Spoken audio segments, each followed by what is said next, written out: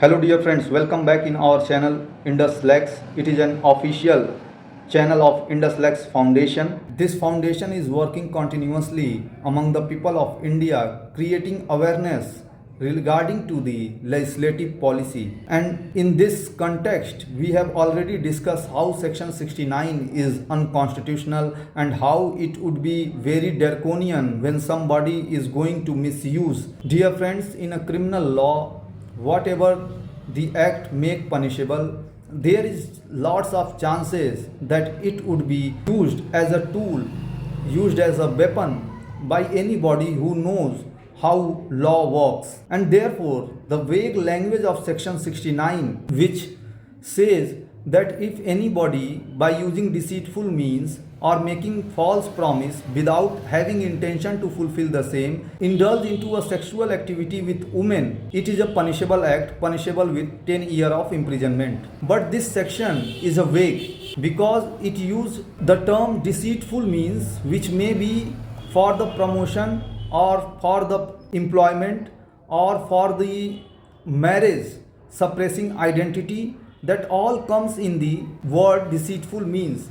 Further, the word suppressing identity is also not clearly explained in the provisions. By suppressing identity, may be suppressing its income, may be suppressing its religious view, may be suppressing its caste, may be suppressing its religion. It may be anything which may be treated as the suppressing of identity. Further, it also provision also deals only with the women, that whoever indulge into sexual act by making false promise of employment or a promotion with a woman, it not include LGBTQ community. And we have made the several videos on this issue, that how section 69 is invalid. And again we come on the provision, that is section 65 of the same Sanhita, that is Bharati Nyaya Sanhita. Dear friends,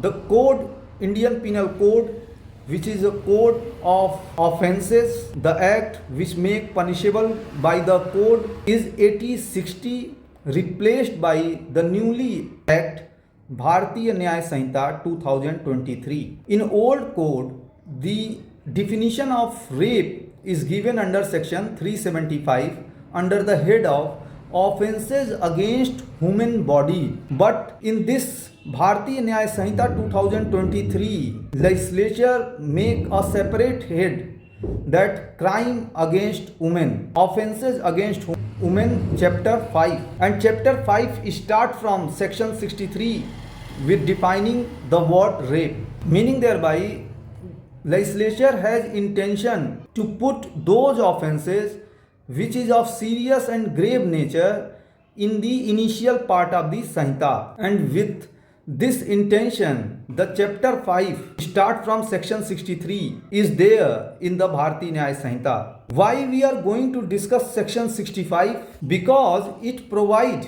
punishment for rape in certain cases. The corresponding provision, if we see in the old code, that is Indian Penal Code, is section 376 AB. In section 376 AB, a similar provision is there for the punishment for rape in a certain cases. And what will be that certain cases? Whoever commit rape on a woman under 16 years of age shall be punished with rigorous imprisonment for terms shall not be less than 20 years. Meaning thereby, rape is committed on a woman, it may be punishable, it shall be punishable with the 10 years of imprisonment. But if that lady upon whom rape is caused, if that woman is under the age of 16 years, then the punishment shall be imprisonment of natural, shall be not less than 20 years, and further extend to life imprisonment. That is section 65 says. And there is a corresponding provision under section 376 AB of the old code. Why we discussing it, why it become interesting? It is because of the word anticipatory bail. Suppose that if there is allegation against a person, that person commit an offense of rape, then if that person is not arrested by the police, in the meantime, he has right to approach the session courts of the competent jurisdiction or the honorable high courts of the competent jurisdiction, moving an application of anticipatory bail, because that person has anticipation that there is a FIR registered against him and police may arrest as soon he caught by the police. So if he has some version to say that he has not committed that offense, because crime against women is a very serious issue in our society, and further how law works in these cases is a very peculiar in a sense, because if you see, suppose that there is a free fight between the two parties, they will go and say, look Mr.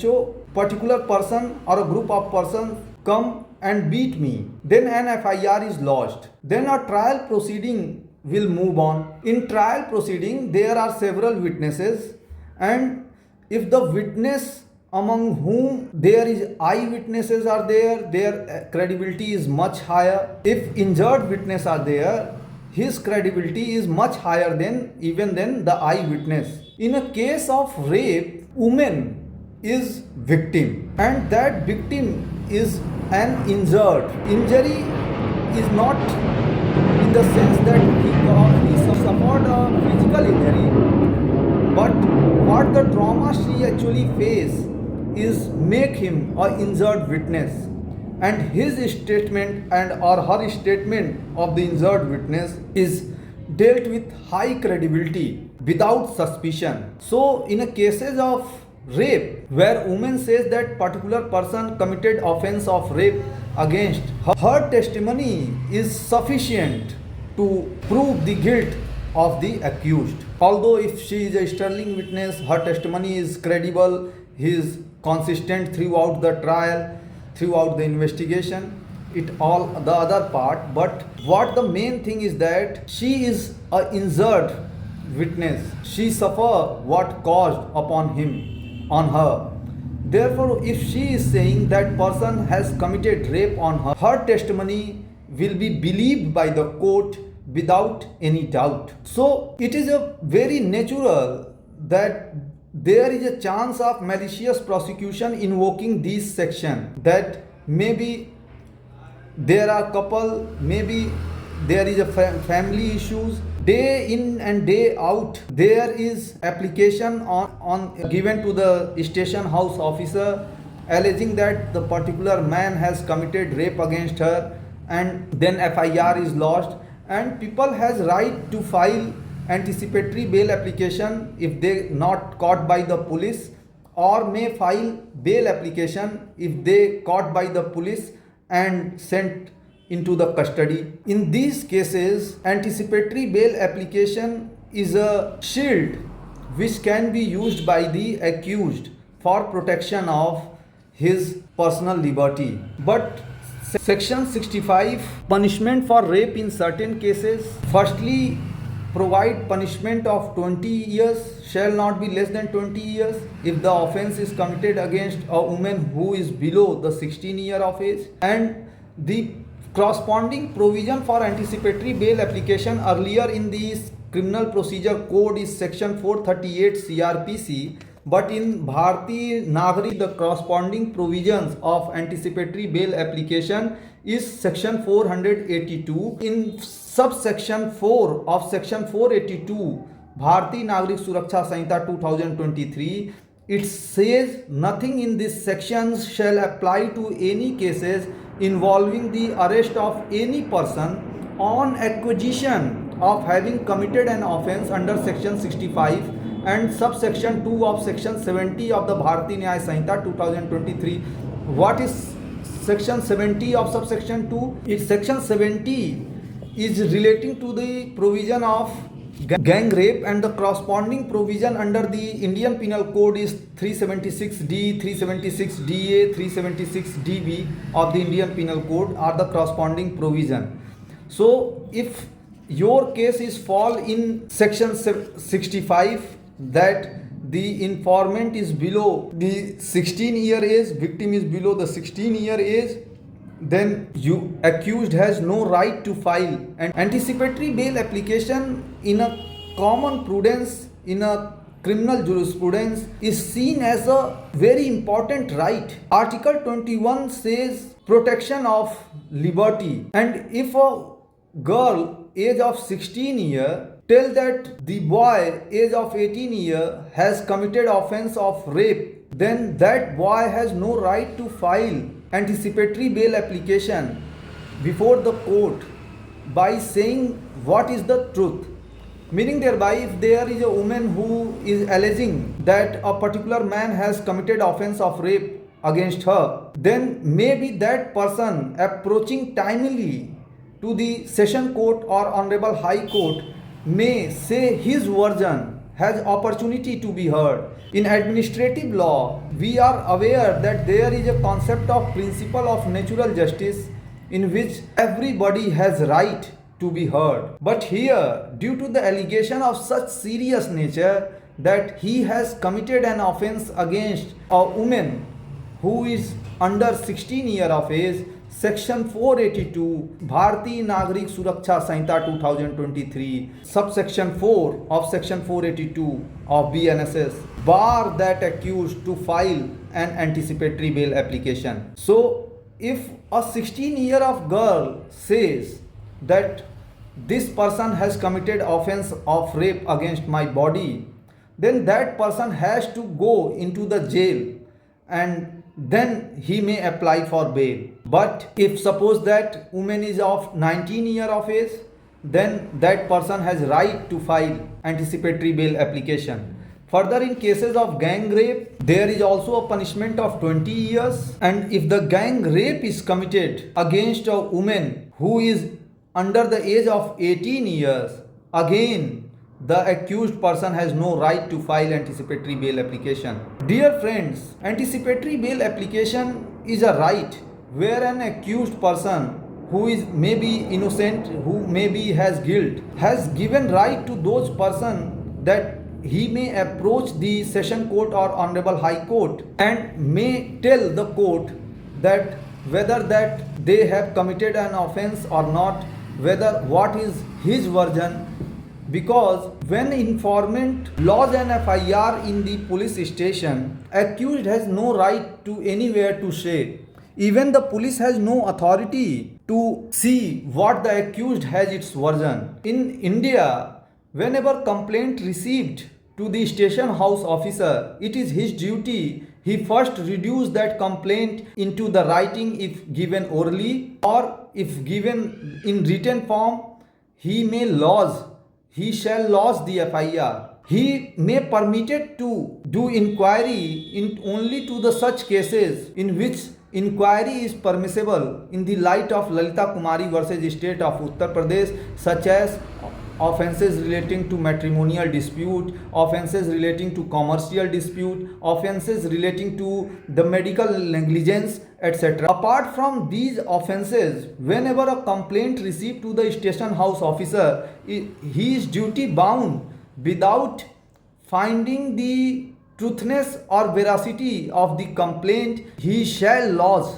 the FIR. And if FIR discloses that offense is punishable with more than 7 years, then he should approach and take every step to arrest the accused. In meantime, accused has right to approach the session courts or honorable high court by filing anticipatory bail application that he has not committed any offense. But if the age of victim is 16 years, in a cases relating to rape where she make allegation that a particular man committed rape on her, then that accused person has no right to file anticipatory bail application. Further, if the age of 18-year girl, lady or victim, we can say, is saying that two person or more than one person has committed rape on her, or in commission of rape there is involvement of 2 or 3 more person, maybe someone abducted from her house and someone then sent him to another place, then another person received her and then she met accused and where offense was committed, then all these person has no right to file anticipatory bail application, whether he was actually involved in that crime or only this is a setup for a malicious prosecution. That person has to be go into the jail. By barring anticipatory bail under these section, that is section 70 or section 65, what legislature want to give message, whether the session court or honorable high court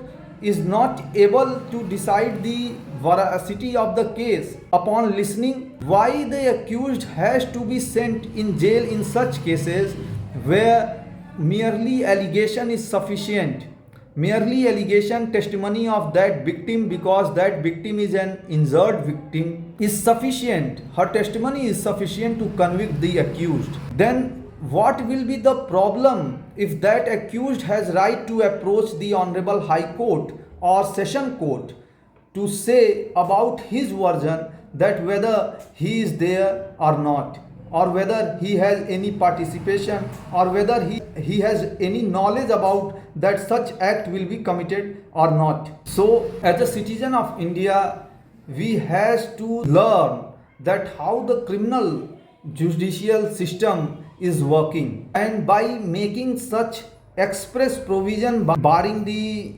accused from the filing from the anticipatory bail application is something disregard the court, something which degrade the power of the court, and something which degrade the general understanding of the court of the cases. Earlier, state of Uttar Pradesh, concept of anticipatory bail is not there. In 2017, the anticipatory bail provision is introduced in the state of Uttar Pradesh, and now the new act Bharatiya Nyaya Sanhita 2023, which expressly bar the anticipatory bail application under section that if the allegation of rape is there by the lady under age of 16 years, then accused has no right to file an anticipatory bail application. And if there is allegation of rape and victim is under the age of 18 years, again the accused has no right to file the anticipatory bail application. It is something like the same draconian like a section 69 Bharatiya Nyaya Sanhita 2023, where on the promise of marriage, if some couple has entered into sexual relationship and that sexual relationship will not work or not reaches its final goal of marriage, then there is a chances that the malicious prosecution will be initiated.